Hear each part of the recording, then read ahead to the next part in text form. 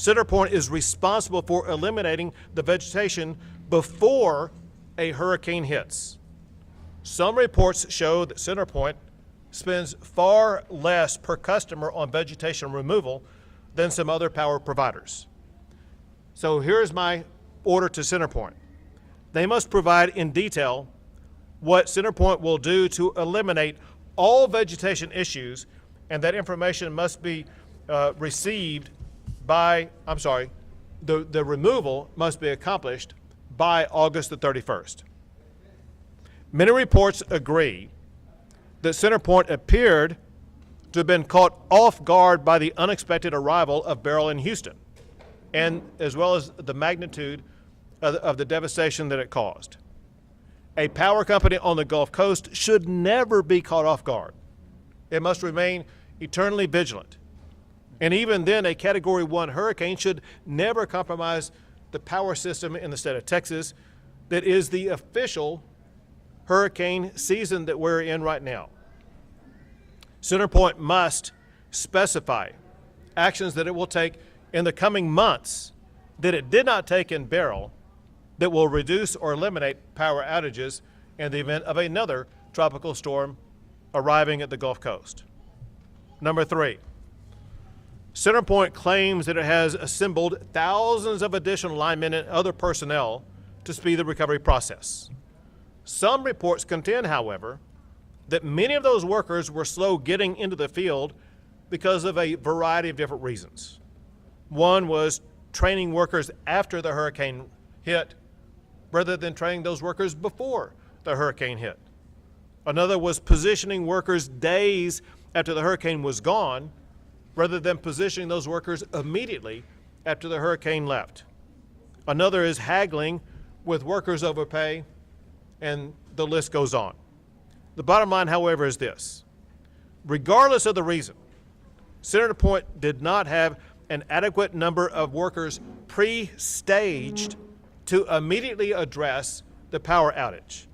So my demand upon CenterPoint, they must specify what actions they will take to pre-stage a sufficient number of workers to be able to meet the immediate response to any power outages that may occur for any tropical storm that hits their service region for the remainder of this hurricane season. Additionally, allegations have been made that while Texans have been baking in deadly heat without power, CenterPoint was penny pinching and cutting corners in ways that slow the recovery process.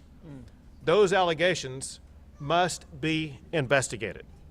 We must know, was CenterPoint protecting Texans, or was it protecting its own pocketbook?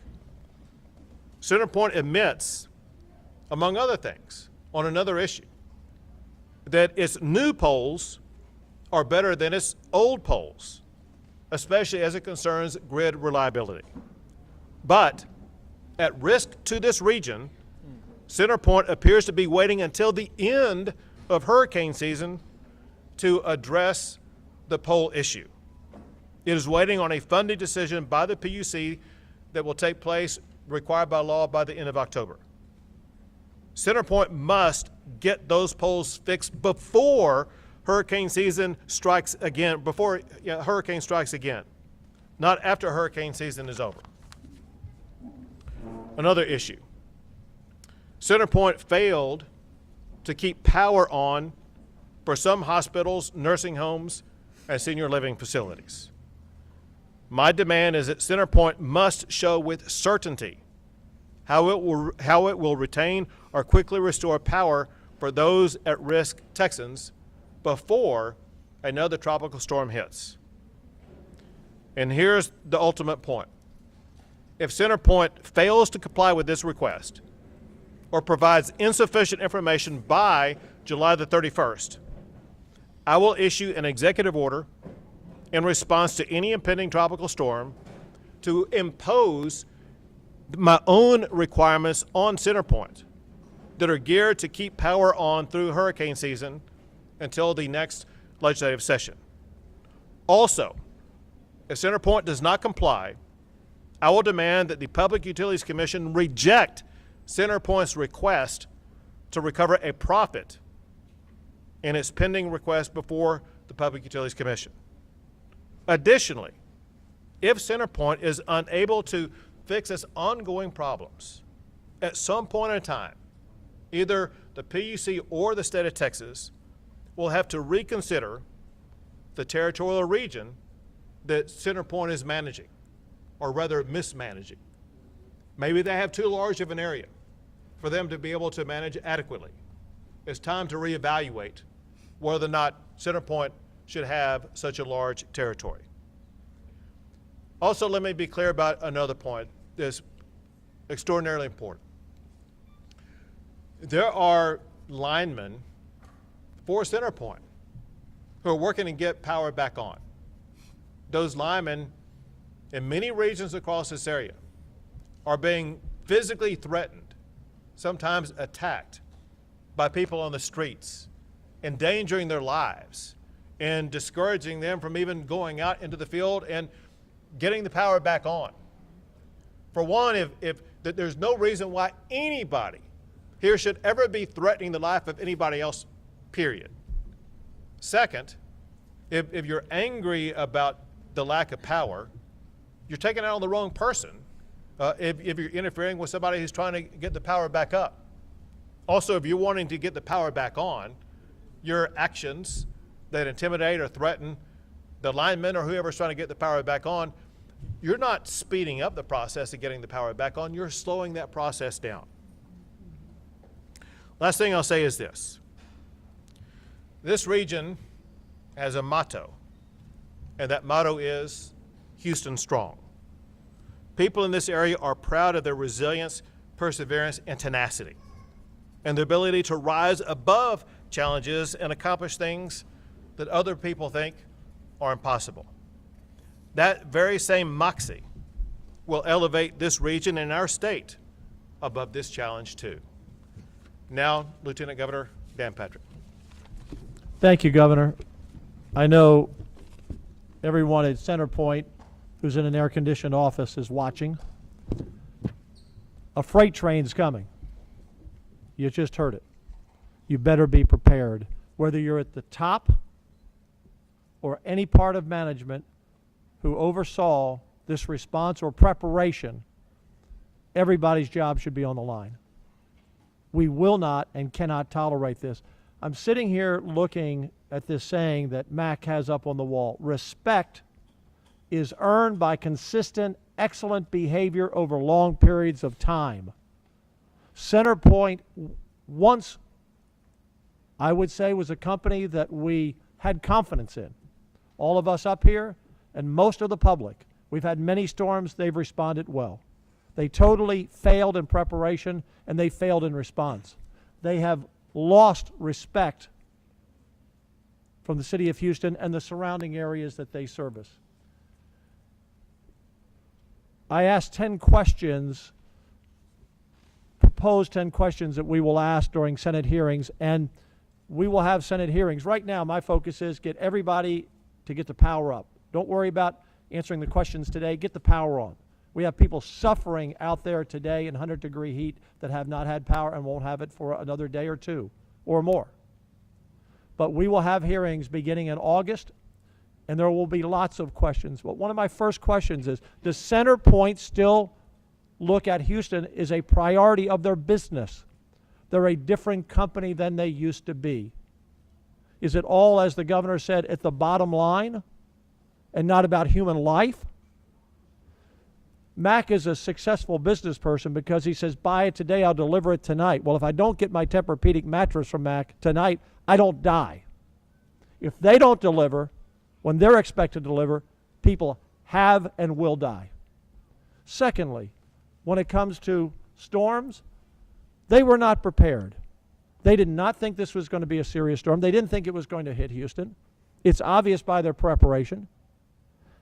CenterPoint has to understand, as does every utility company on the coast, that anytime there's a tropical storm in the Gulf, whether it's predicted to be a hurricane or not, you have to prepare as if it's going to be the worst storm to hit Houston, where the biggest population is, or any area they cover, or any other company. NIMKID and I, this past week have worked together, and the one thing we said from the first day on, and the governor and I talked about, the state of Texas has to pray for the best and prepare for the worst.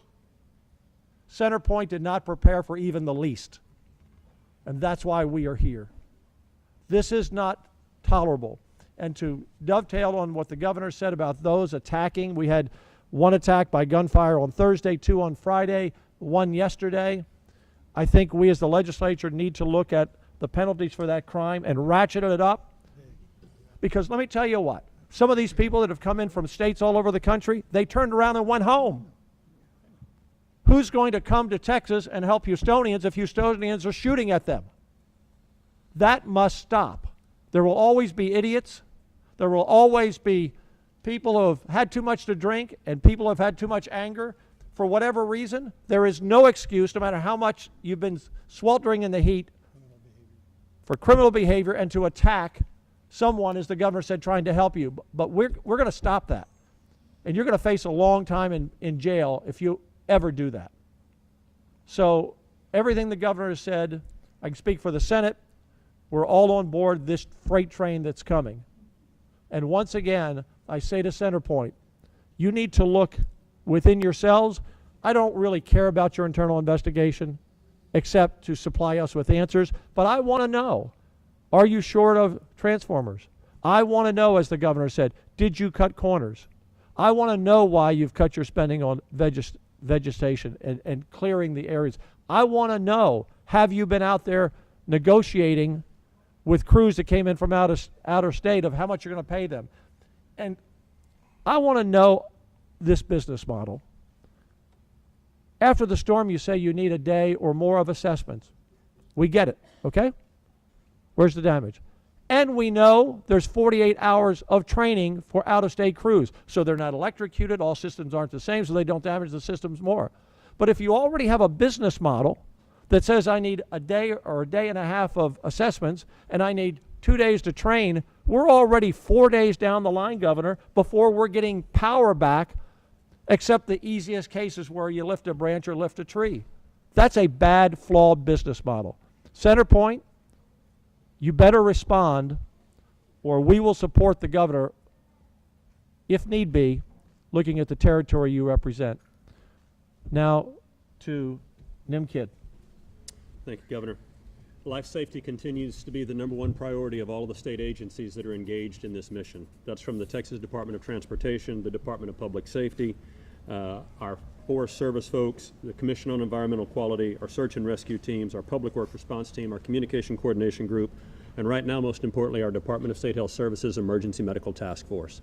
We have opened up a 250-bed field hospital or medical shelter, and that has had 120 patients run through that facility. That helps alleviate strain on the hospital so that our EMS units can get people dropped off at the ER and get back out on the street for the next 911 call. We will continue to bring police and law enforcement support here. You have over 80 outside members of the Department of Public Safety on the streets, over 100 local law enforcement that we will extend or continue at the direction of Chief Satterwhite, who was meeting with us earlier today, working very closely with Mayor Whitmire on these additional resources that we're bringing in from the outside. And we have food and water and ice available to our local partners that ask for it. Governor, we continue to source generators for those locations. As power does come back up, we're moving those generators around, and we are not leaving until power is back on and our system is back to normal. Thank you. Now, Mattress Mac. Thank you very much. I was here Sunday night looking at the weather forecast, as all of us Houstonians and Texans were, and as was said, didn't know if the hurricane was going to hit Houston or not, but I didn't want to sleep in my luxurious Tempur-Pedic at home and get stuck in the floodwater. Right. So I slept in my little bathroom over there on a bad mattress, because I have learned in my life that the best ability is availability. We wanted to be available in case the proverbial stuff hit the fan, and it certainly did on Monday. So we opened our doors here at Gallery Furniture. By the way, we've been on generator power since the hurricane hit. We got back on regular power this morning at 4 a.m. But we are lucky enough to have a generator here so we can welcome people in. And we decided to become a cooling center for people, and we decided to feed them breakfast, lunch, and dinner, and we also decided to have a place where they could power their devices. Monday through Thursday, we had 15,000 people in here, about 3,500 people eating every day. And we did that because it's the right thing to do. I wish I could just hire people to deliver furniture during the busy holiday times. When we have 1,000 deliveries on the 4th of July and we have 100 the other days, we got to gear up for 1,000 all the time. CenterPoint doesn't think like that. CenterPoint's thinking, we don't want to spend the money, we want to make a lot of bottom line so our execs can get paid. Well, let me tell you something, Mr. CenterPoint. All of us, we don't summer in Aspen, we summer in Houston. And this is a real place. And these are real people. These are my people coming in here crying because they're hot and they're miserable and they're dying. These are the people that hospitals sent out here that needed a heart rate charger for their hearts, otherwise they were going to die. These are real people, mothers coming in here breastfeeding their children because it's so stifling hot at home. And the executives at CenterPoint don't get that. Put the people before the profit. Put the people before the profit. These are my people, and you are making our people suffer through your heartless attitude of money, money, money, money, money. Well, you know you can't take it with you. And one of these days, all of us are going to stand in front of our Creator, whoever we might believe that Creator to be. And at that time, the Creator is not going to ask you or I, how much money, Governor, did we make? Or how many material possessions did we accumulate? That Creator will ask us, what type of difference did you make? And I want to thank these three men up here and countless first responders, men and women all over our city and county, and all the hard-working people who have worked 20 hours a day to help people out during this horrible hurricane. And CenterPointless, you ought to be ashamed of yourself. Not the line workers. The line workers are the greatest people on earth. We were out here delivering water and Gatorade to them and Chick-fil-A cards yesterday, and they're great people from all across the country. They're working 16 to 18 hours a day in this sweltering heat. But the CenterPoint executives up there cutting costs so their end-of-the-year bonus is bigger. Shame on you. We got to get ready for hurricanes. We have hurricanes in Houston. We got to get ready for it. We got to deal with it, and we got to understand that at the end of the day, life is not about money. Life's about making people's lives better. And when we have no gasoline in Houston, no gasoline, you couldn't gas up your car anywhere. Fist fights everywhere. 2 pregnant women fought down the street about who's going to get gasoline. No gasoline. How about no food? How about a young family that's living paycheck to paycheck, that all the food in their refrigerator spoils and all the food in their freezer spoils, and that's $1,000. That's a lot of money that just tore up. How about all these people at restaurants, at retailers, at different business, manufacturers, whatever? They had no electricity. They closed for the last week, and all their employees got 0 paycheck. How do you deal with that, CenterPointless? You can't deal with that in Aspen. You need to get on the ground in Houston and do your job. You need to do your job. And I'll give you one more thing to think about, CenterPointless. This is a world now of immediate gratification. Think Amazon. Right. Think gallery furniture. Think cell phones. 10 years ago when we had hurricane response out here, people would come in here, they had no thought of charging their cell phone. Now they can't live without their cell phone.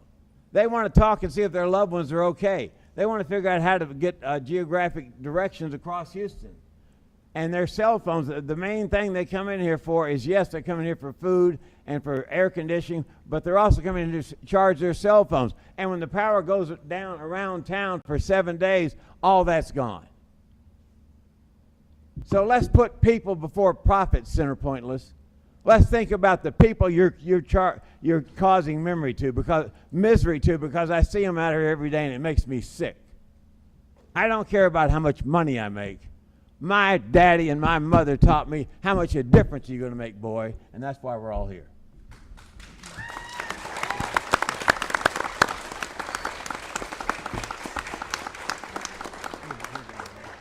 Thank you, Mac, and once again, thank you for everything that you do for this community and for our state. We are far better because of you.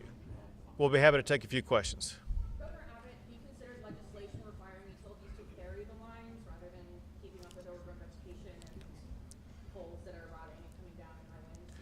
We have considered it, and actually we spoke about it in the meeting before we came out here.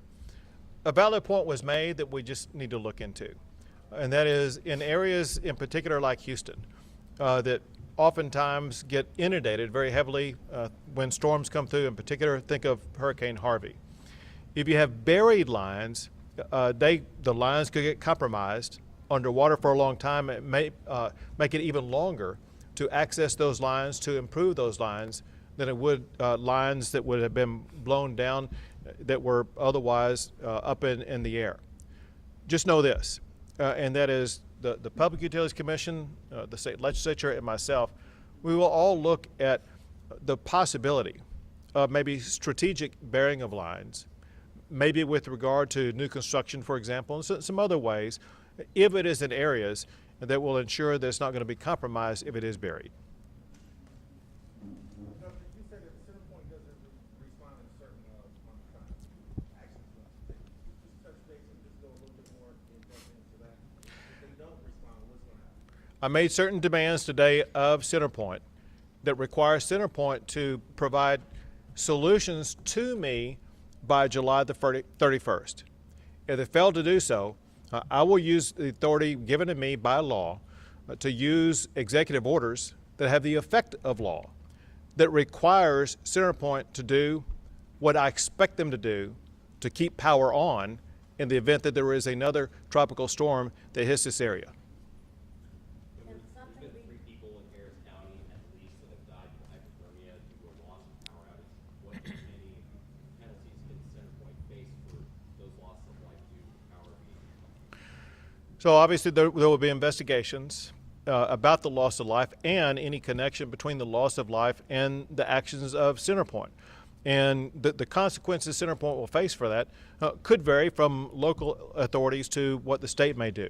But it certainly will be an issue that the state will evaluate, and either there currently are penalties that are in place, or it surely is something that the PUC can use to evaluate, as it is currently considering the plan before the PUC that will be decided before the end of October, what type of penalties to impose on CenterPoint.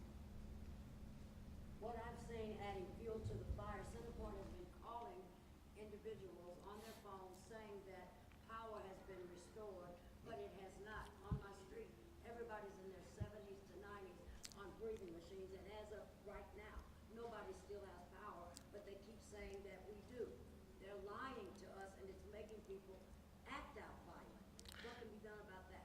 Well, so you're making a key insightful point, and that is as bad as CenterPoint has been at keeping the power on, they've been worse in communicating with their customers and with the public.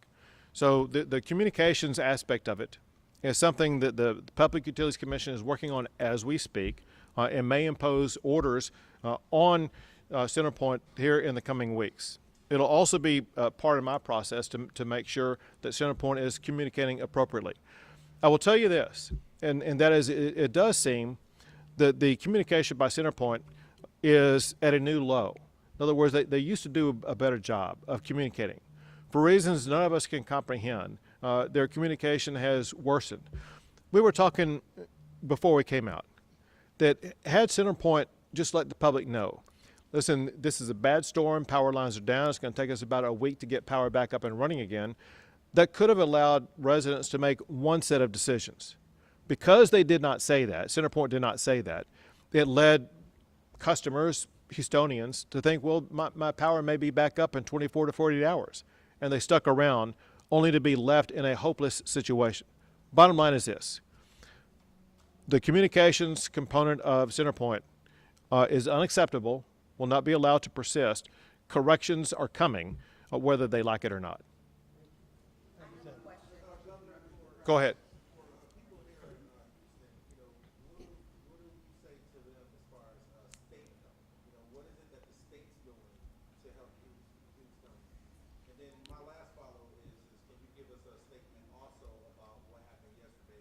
Sure, I'll give you both, but here's the deal, because part of my answer to your first question is going to be also provided by Chief Nim Kidd.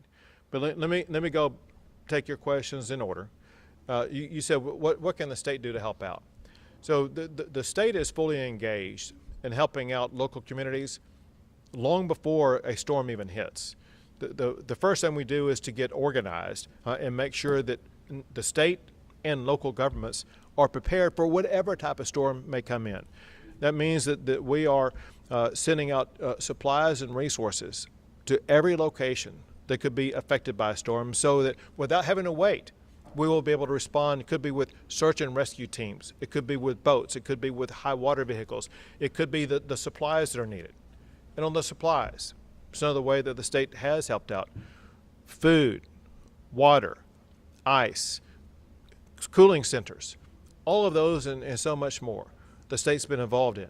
A unique situation here is because of inadequate power, it forced hospitals to have to retain in their hospital people who were injured or had to be taken care of, and they could not discharge their patients. And as a result, it was the state that stepped in to assist local government to set up the facility at NRG to assist with addressing healthcare situations of local citizens. There's more that Chief Kidd will be able to add, but let me answer your second question. What happened yesterday is horrific. It's a sad day in America when we see an assassination attempt. Assassinations, to say the least, are unacceptable. And as sad and horrific as it was to see the former president of the United States of America and a candidate for the presidency again to be attacked in a deadly way, we all must understand that in that attack, we had a fellow American lose his life, another American injured. This is not some game. This is not politics. A real human being lost their life. A family will never be able to see again. So this is a sad and tragic day. But we also must understand this. This is unfortunately not an isolated incident. We have seen during the course of this hurricane, for example, here in the Houston area, you've seen a sheriff's deputy assassinated. That is completely unacceptable. You saw another police officer who was shot. The attack on public officials is an outrage. Another thing about yesterday,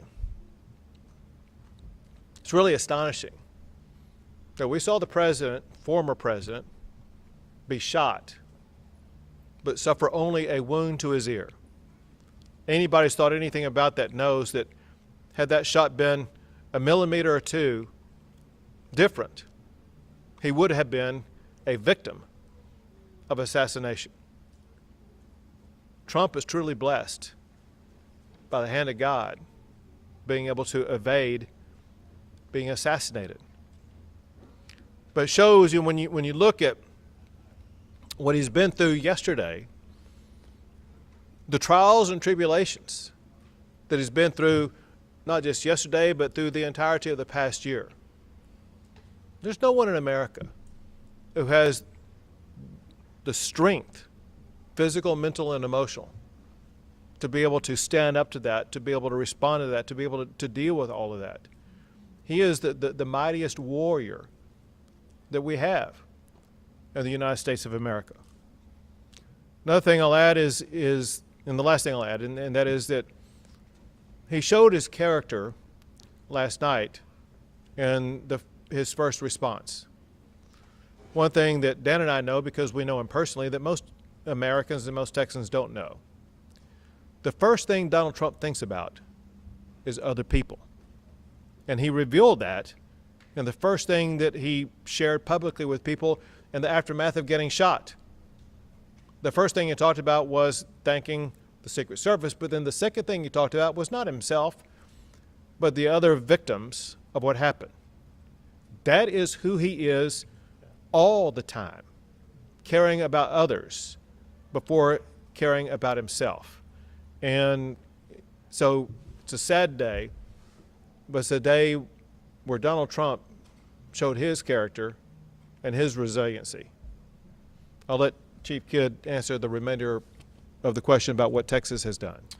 Thank you. I think the most important thing that we remember about disaster is nobody goes through and nobody does this alone.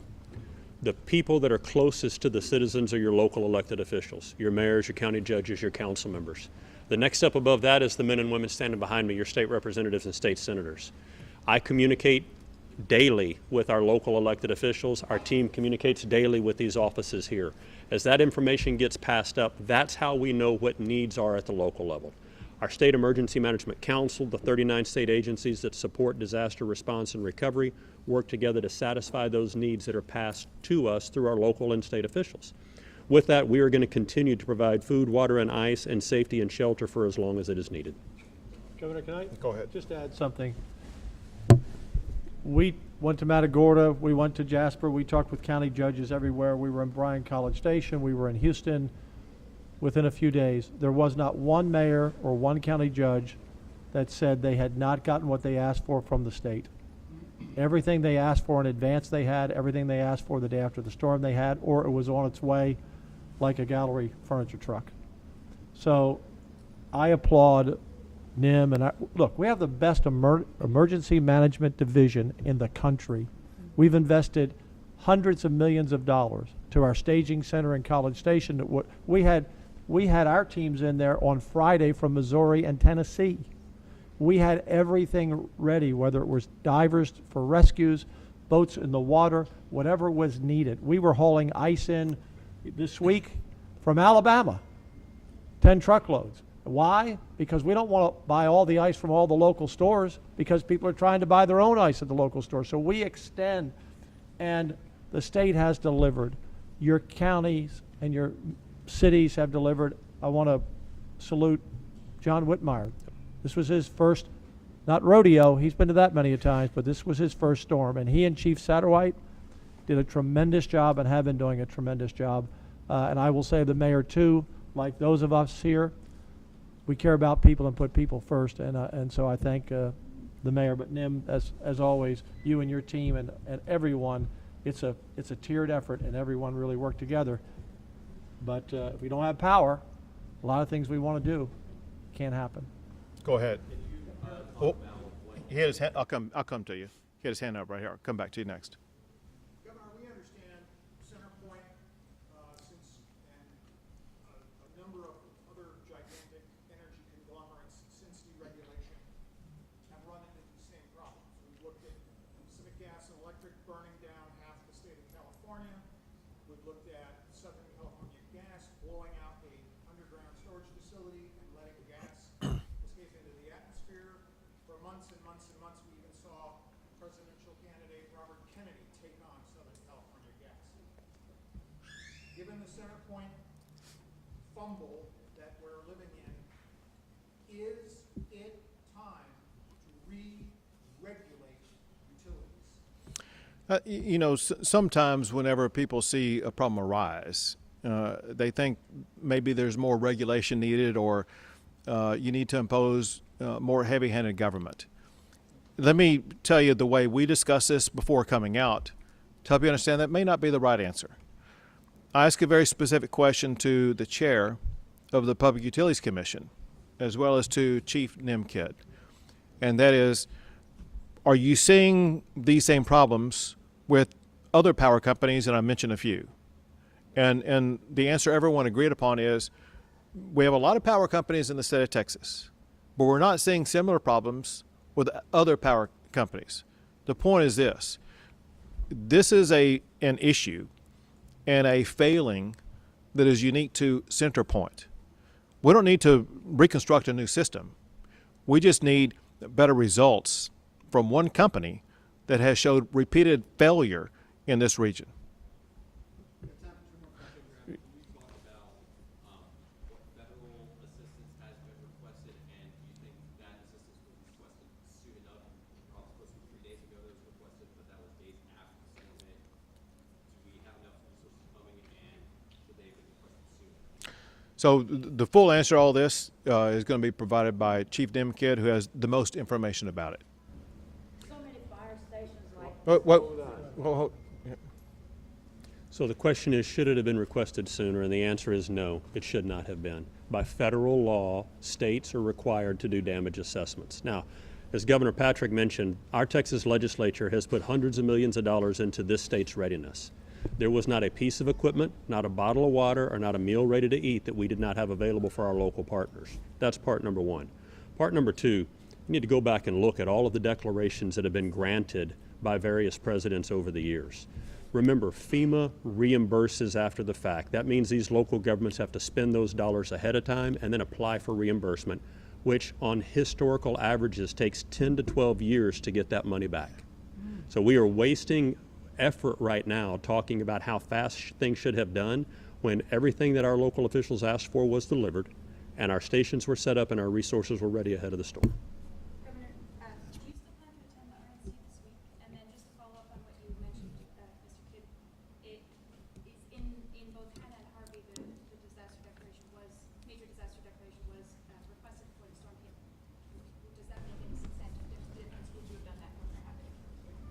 So, with regard to your first question, listen, I'm taking what I do on a day-by-day basis. My priority is making sure that the people of Houston, Texas, and this entire region that are affected by Hurricane Beryl, that's my top priority, period.